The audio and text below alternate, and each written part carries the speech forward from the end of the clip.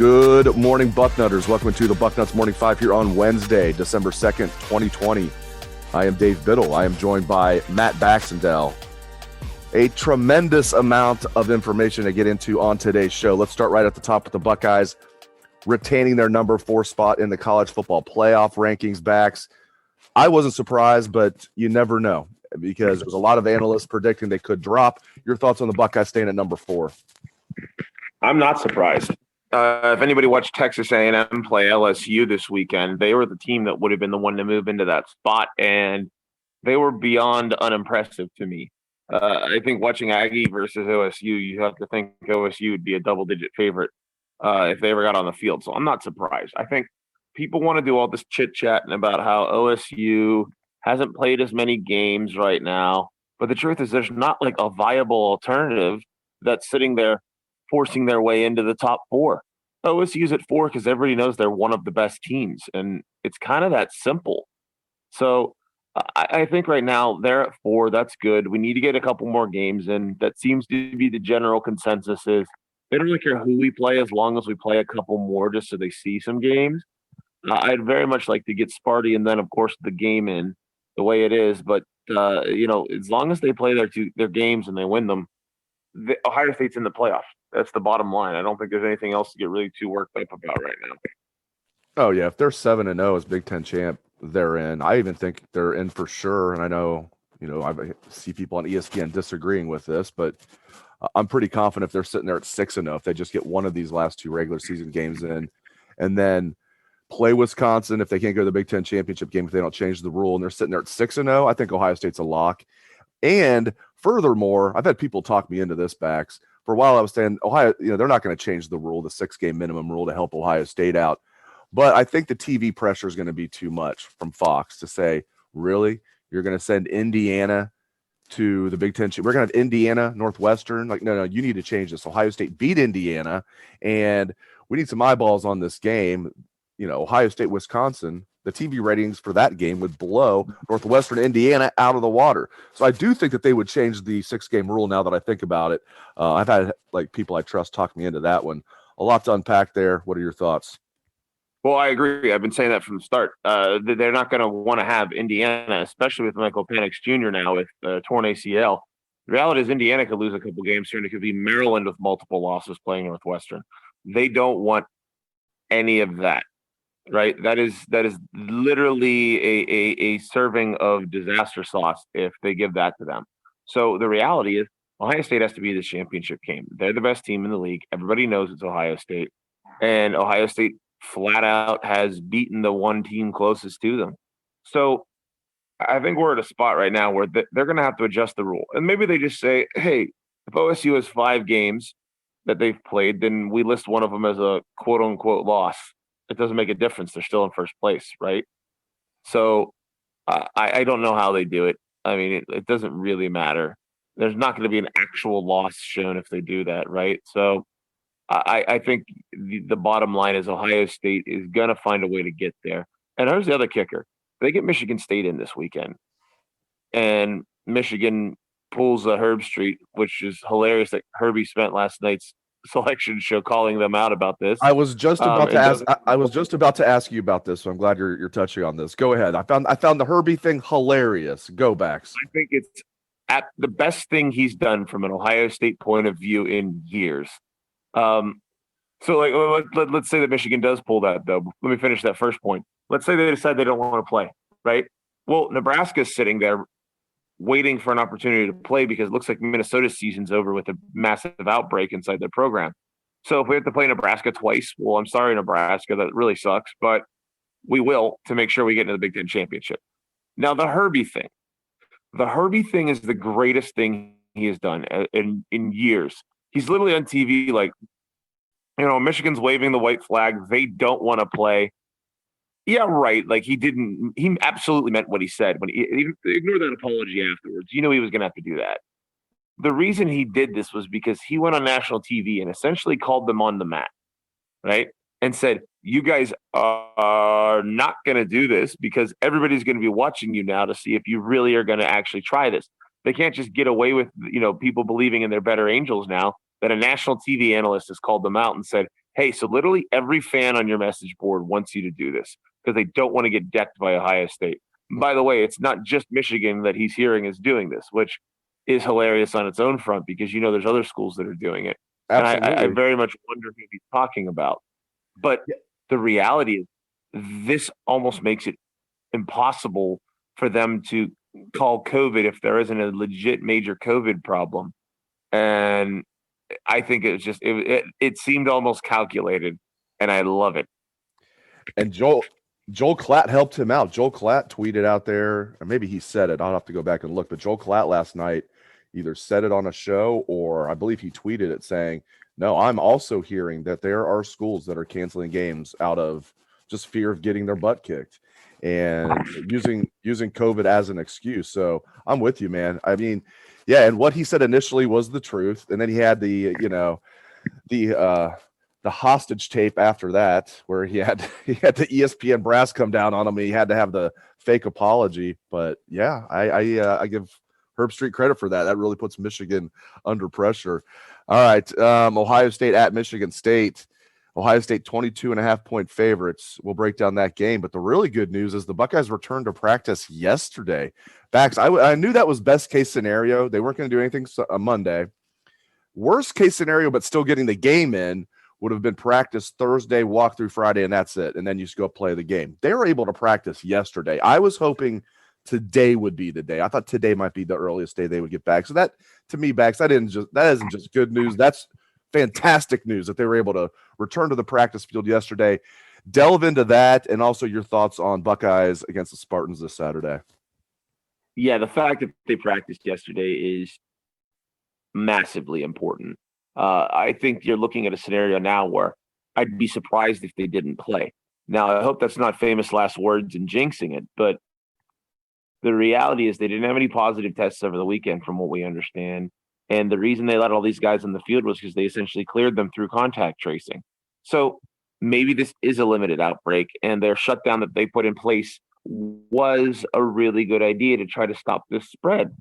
And that's the reality here is they're going to get 3 practices in this week. They're going to be able to install a full game plan. They're going to be able to do all that. They're essentially going to have a normal week of preparation for the Michigan State game. And that's all you really could hope for in a normal setting in time, much less where we're sitting at right now with this damn pandemic. So I think from an Ohio State point of view, this is fantastic. Right now, I think Ohio State's going to play. And again, we've thought that before, but I'm optimistic right now because of how quickly they were able to get cleared to do team activities again. And I think that's a really good thing. I also think it's a really good thing because I don't think Michigan State has much of a prayer against Ohio State. They've got a couple pieces on defense that are pretty decent. They've got some good D tackles. So, let's run to the off tackle play a little bit more. But the reality is they're a rebuilding team. They are a team that the Northwestern upset. Look, the reason they beat Northwestern is because Pat Fitzgerald felt bad that he couldn't lose to a MAC team like usual this year before going on a run. So he had to find the next best thing. That's Michigan State. And the bottom line is Michigan State's a rebuilding program right now. Ohio State is the better football team. Michigan State does not have an answer for Ohio State's offense. Justin Fields is going to come back in with a much better sense of not trying to go for the home run every time in his passing decisions. And I really think Ohio State's by far the better team. They're going to be the winner of this game. I think everybody knows it. And Michigan State may come out and play hard, which they've been doing all year for Mel Tucker, which is a credit to him. But at the end of the day, Ohio State's just the better team. I mean, and I don't know if there's it's even really close enough that you can come up with scenarios where things go wrong enough for Sparty to win this game. Ohio State's the better team. And Sparty objectively it's crazy because they beat Michigan and they beat Northwestern, but they've lost to Rutgers. You know what I mean? Objectively speaking, they may be the worst team in the league. But hey, here we are with having 2 wins that surprised the heck out of me.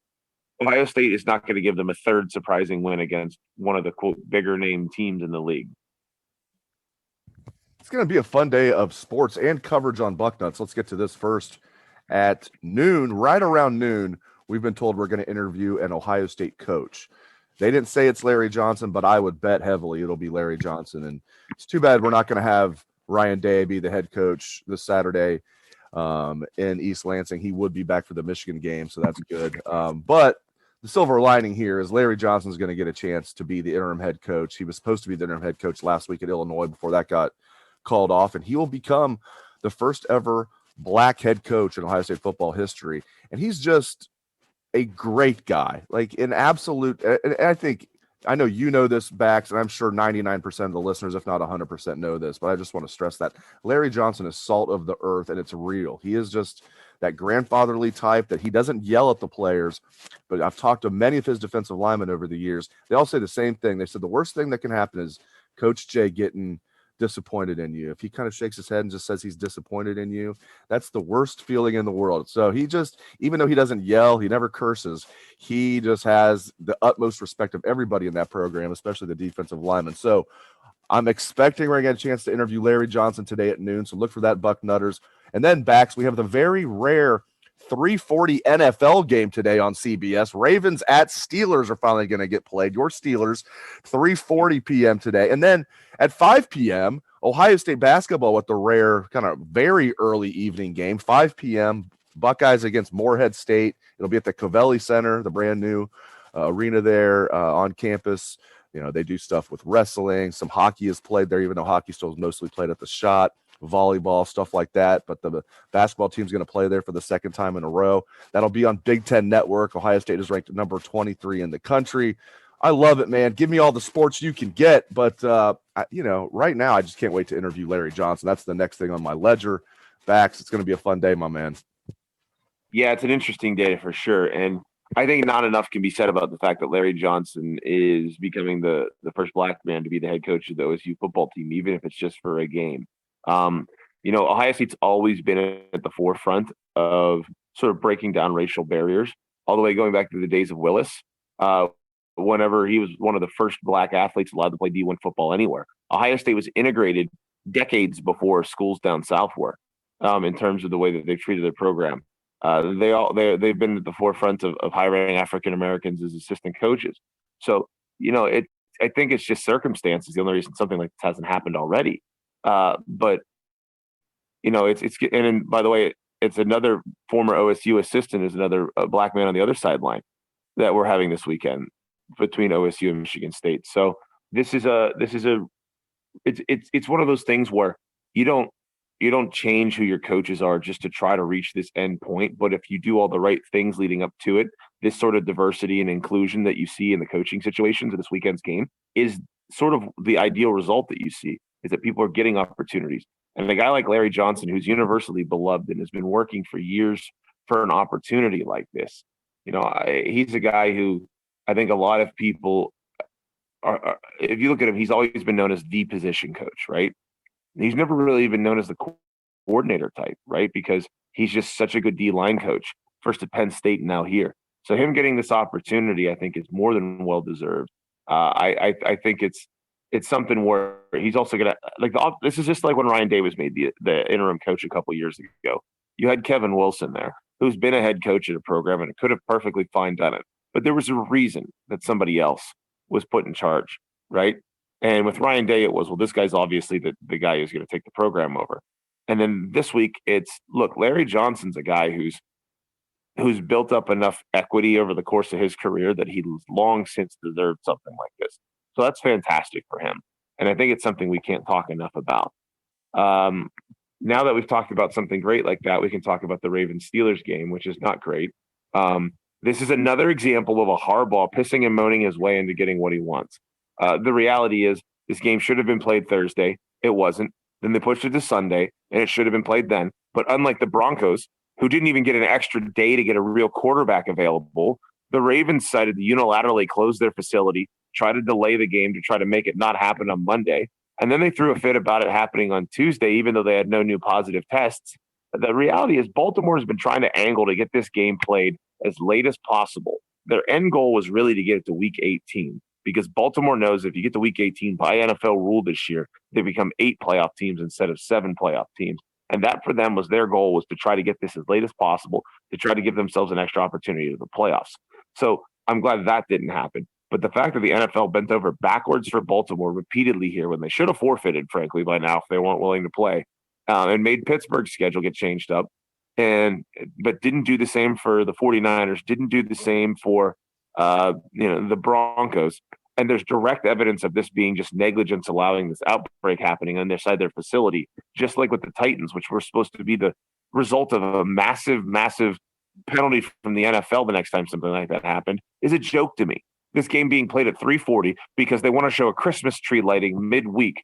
Like, I'm glad we have NFL football on a Wednesday. That's fun. I'm certainly going to watch because go Steelers.